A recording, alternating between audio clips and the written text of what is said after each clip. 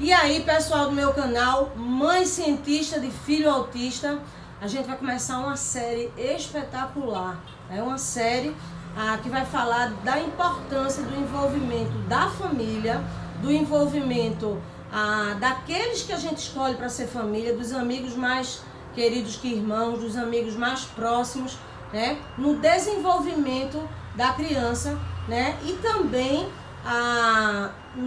na questão do alívio um pouco da família, de dividir o peso, de dividir as tarefas, né? Não o peso de cuidar de um filho, não há pesar em cuidar de um filho, mas o peso de divisão das tarefas, né? Então, a importância disso tudo, né? Eu tive a ideia dessa série por ler o texto de uma amiga na internet que falava justamente disso. Ela foi falar do confinamento que a gente está vivendo, né? E ela diz: eu vivo um confinamento desde o diagnóstico do meu filho, né? Eu vivo um confinamento quando a vizinha me dá bom dia, boa tarde, boa noite, né? E no outro mês tem o aniversário do filho dela lá embaixo e o meu filho fica lá da janela apontando, querendo ir para o aniversário, mas ele não foi convidado. Ele não foi convidado para os aniversários da escola, para as festas de família, né? Se a gente for 2 vezes seguidas para a casa da família, no segundo dia, as pessoas perguntam: vocês já não vieram ontem? Porque estão vindo hoje? Então, isso é um confinamento social, né? E a importância da família estar envolvida nesse processo do autismo é singular, é indizível, né? A família está envolvida. E hoje eu trago aqui minhas 2 primas, né? Primas que são primas irmãs, né? Eu não digo a gente foi criado junto, porque a gente tem uma distância muito grande.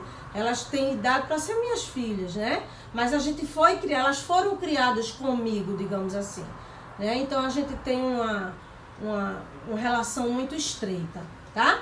Então, antes da gente começar a conversar com elas, roda a vinheta.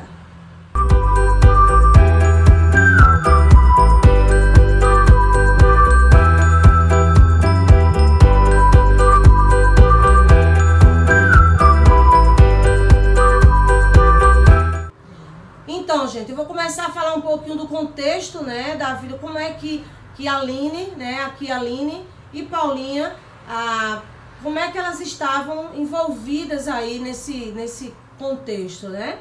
Então, em 2012, né, eu estava grávida, eu engravidei em abril, mais ou menos, abril, maio de 2012, e voltei para Recife, estava morando em Maceió, né? Paulinha passou 1 ano, 2 anos da adolescência dela morando comigo em Maceió, e aí eu voltei para Recife e a gente passou a morar todo mundo junto, tá? Então, o meu contexto familiar ali era eu, Gabriel, né? A Aline, Paulinha e Sueli, que é a mãe delas duas, né? Então, foi quando Samuel nasceu. Então, morávamos todos juntos, né? E só deixamos de morar juntos depois do diagnóstico de Samuel, né? Então, Sueli foi meio que uma avó, porque a minha mãe não estava aqui no nascimento de Samuel, então ela foi meio que uma avó. Acho que a próxima entrevista pode ser com ela, né? Então, eu vou começar com Paulinha, porque a Aline já trabalhava o dia inteiro, né? E Paulinha tinha acabado de passar no vestibular na Rural de Pernambuco, no curso de História. Então, ela passava o dia inteiro com Samuel, né? Enquanto a gente estava trabalhando, né? Então, eu queria saber de Paulinha como era cuidar de Samuel, porque ela efetivamente cuidou, né? Enquanto eu estava fora, uma manhã, uma tarde, às vezes o dia inteiro, né? A mãe também trabalhando e às vezes ela ficava só aqui com Samuel, né? Como era cuidar de Samuel e quem era Samuel antes de 1 ano, né? Antes do diagnóstico, que veio com 1 ano e 10 meses. Como é que foi isso aí, Paulinha? Então, passava muito tempo, né, com Samuel em casa, dava banho de sol nele e observava como ele era um bebê inteligente, que interagia assim com o olhar, interagia com gestos e estava sempre perto. dava sinais assim de que era extraordinariamente atento e inteligente com tudo que estava ao redor. Em algum momento a gente começou a desconfiar, né, de certos atrasos, mas assim, não sei se pela minha ingenuidade, né, na época, por conta da idade, não conseguia enxergar assim coisas, mas quando estava comigo, né? No entanto, a interação dentro de casa era com pessoas sempre mais velhas, né? E quando a gente estava em espaços com outras crianças, ele não interagia da mesma forma, continuava retraído próximo sempre da gente, próximo do adulto que estava com ele, ou da minha mãe, né? Ou comigo. Ficava brincando sempre pertinho, se alguma coisa se afastava, ele via uma criança se aproximando, ele não ia em busca daquilo, perdia o interesse, já voltava para próximo e tal.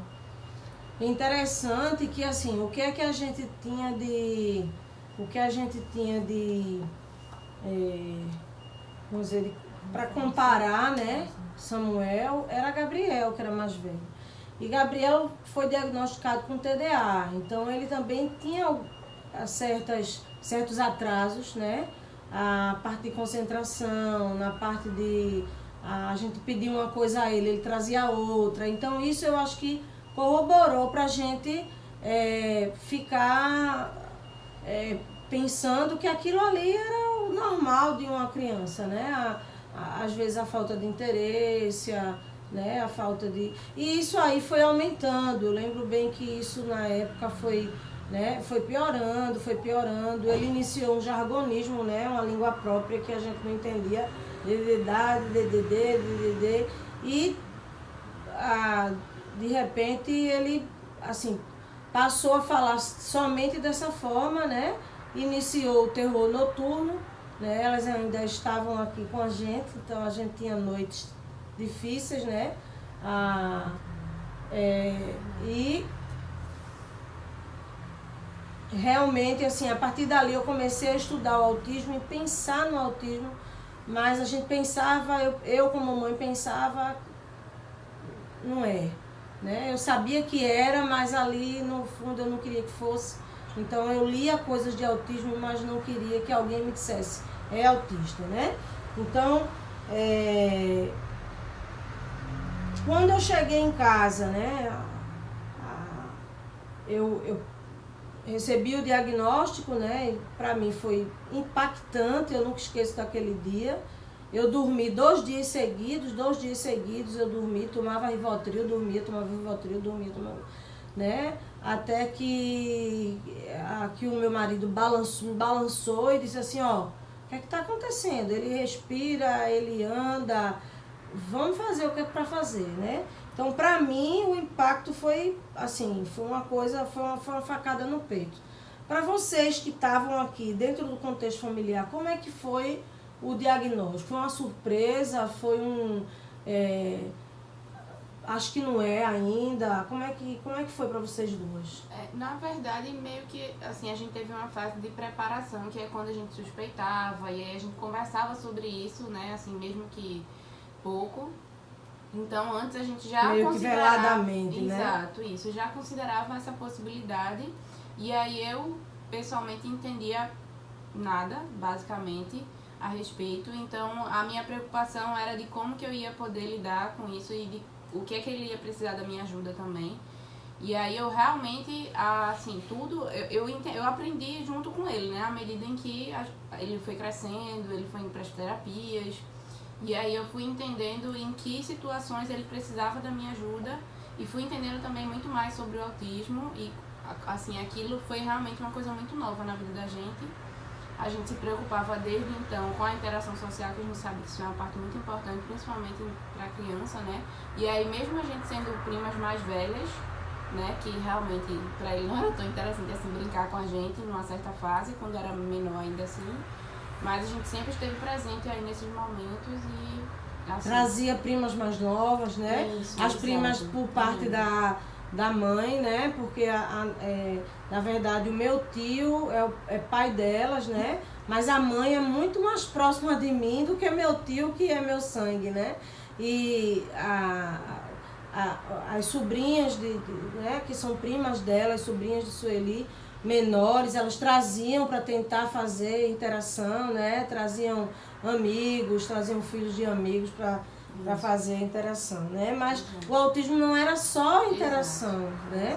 E aí a gente foi descobrindo, aqui antes de fazer o vídeo, a gente estava lembrando, Paulinha lembrou, teve uma fase que ele só comia amendoim, né? Então, aquele saco gigante de amendoim, que ele comia amendoim o dia inteiro, ele pedia amendoim. Então, o dia inteiro, aí lá vai eu estudar a seletividade alimentar. Então, eu fui virando uma estudiosa do autismo à medida que Samuel, ele apresentava os sintomas, né? Cada sinal que ele apresentava, eu ia estudar o que é seletividade alimentar, né? Então, ele passou realmente, ele comia amendoim, né, o dia inteiro, e teve uma época que ele ficou muito gordo, porque amendoim engorda, e ele engordou muito. Batata né? palha. Exatamente, batata palha, amendoim e paçoca, eram 3 coisas que ele comia muito, né? Então passou a engordar, né? Eu comecei a ler sobre dieta, aí eu comecei a tirei o glúten, tirei o leite, a caseína, tirei o açúcar. E aí a gente começou a fazer coisas para ele. Eu me lembro que uma vez Paulinha também brincando com ele, fazendo biscoito amanteigado com ele, né? Eu fazia bolo, aprendi a cozinhar, que eu não sabia cozinhar, né? Fez uns pães, né? Os pães sem glúten, né? E para finalizar, né? A preocupação, qual é a grande preocupação? Antes de finalizar, eu vou dizer que assim, elas participaram de uma forma muito ativa, né? Em 2 sentidos. No sentido de dizer para mim e eu acreditar, de me dar força e dizer assim, olha, vai ficar tudo bem, né? Você não está sozinha, né? Ele vai para terapia, a gente pode se dividir. A gente pode dividir, né, a ida, porque eram terapias que eram próximas, mas assim, era assim, ele fazia de 3 horas uma terapia e de 3h30 outra terapia, aí de 4h30 outra terapia, uma muito perto da outra, mas o trânsito de Recife não facilitava, né? Foi quando minha mãe voltou, né? E aí a gente se dividiu, então algumas vezes elas levavam para terapia, algumas vezes até hoje eu digo, pode trazer ele da clínica, né? Pode levar ele para a clínica. Então assim, elas me ajudaram muito no sentido da logística, né? De um autista, que não é fácil, porque são muitas terapias, e me ajudaram muito no sentido de dizer assim, olha, a gente está aqui. Vocês que não são mães ou pais de autistas, vocês não têm ideia do quanto é importante você ouvir de alguém próximo de você. A gente está aqui. Isso é muito importante, sabe? Você diz assim, eu não estou só, eu posso contar com alguém. Não só sou eu e o pai, né? É a tia, é a prima, é a avó, é o avô, é a outra prima, é aquele amigo, é aquela amiga. E nesse contexto as coisas são muito importantes, né? Então, isso para mim foi de extrema importância, né? Então, para finalizar, né, 2 coisas. A grande preocupação de vocês no início, né? Assim, no início, qual era a grande preocupação de vocês com Samuel, com o desenvolvimento, se ele se desenvolvesse ou não. E depois que ele começou a falar e a se desenvolver, e todo mundo, né, quem conhece Samuel hoje sabe que ele é um autista leve, né? Ele está, porque até 10, 12 anos eu vou fazer um vídeo sobre isso, né? Sobre a poda neuronal. Até 10, 12 anos o autista está leve, está moderado ou está grave, ele não é, né? Depois de 10, 12 anos é que ele se estabelece em uma dessas classificações do DSM-4, que é o Manual de Doenças Mentais americano, e aí que ele está na sua versão mais atualizada, versão 4. Então hoje ele está leve e de alta funcionalidade, quer dizer, ele tem altas habilidades. Até isso se desenvolver, né? Qual era a grande preocupação de vocês? E quando vocês viram que ele realmente foi melhorando, o que é que vocês sentiram? Você quer falar agora? Não. Então, na verdade, eu queria entender quais seriam as limitações, né? Porque a gente sabe que a gente luta todo dia para que não existam essas limitações, mas a gente precisa trabalhar realmente para que isso melhore e minimize. Então, eu queria entender muito quais seriam as limitações e também a gente precisava entender, como o Rafa falou, que ele tem o que ele mais se destaca, né? O que ele tem as habilidades dele. Então, a gente poderia explorar muito isso também. E aí, a minha preocupação era entender isso. Depois de que a gente descobriu que ele tinha realmente o autismo, né, que foi diagnosticado, a preocupação era a dinâmica, tudo que iria mudar a partir dali, né, algumas coisas as adaptações que a gente ia precisar fazer. A minha preocupação muito também era como que ele ia reagir a tudo que as terapias, a tantas atividades, né, diariamente, na escola, como que ia ser isso. E aí, eu me preocupava muito com isso, assim, até hoje, na verdade. A gente para e conversa, mas será que o amigo dele, a gente consegue fazer ele entender? Ele precisa, exato. Como vai ser a adolescência, né? Muito. A gente conversa muito. E a partir disso, a gente também passou a enxergar não só o nosso Samuel, que estava aqui com a gente, mas todas as pessoas que têm autismo, né? Que estão dentro desse espectro. E aí, o que é que a gente poderia fazer, como que a gente precisava divulgar para os nossos amigos entenderem o que era isso também. E ajudar o vizinho que também tem, entender que a criança que está no elevador fazendo birra não é, às vezes, só birra. E aí, a gente começou a se preocupar com um todo, na verdade, né? Com o que é que a gente podia fazer, não só para Samuel, mas também para todos os outros, que a gente sabe, começou a ver que existia realmente um número grande de pessoas que estão perto da gente e que a gente tá sempre só no nosso mundo, né? E aí não enxerga isso. Acabei passando um pouco mais do assunto. Mas é isso mesmo, a gente isso, tem assim, que discutir esse tipo de coisa. E aí? Eu lembrei agora que hoje, na hora do café da manhã, Samuel disse... Alguém falou alguma coisa sobre estar sozinho, estar triste. Não, ele disse que se isolava, gostava de ficar sozinho às vezes. Aí a mãe disse, por que você tá sozinho? Por que você gosta de ficar sozinho? Aí ele disse, tudo bem ficar sozinho às vezes. eu fico impressionada como ele tem uma capacidade de se superar, de superar tudo. O que me preocupa realmente é as pessoas que estão à volta, a sociedade, a sala que ele está incluso, a escola que o acolhe, o bairro, a comunidade.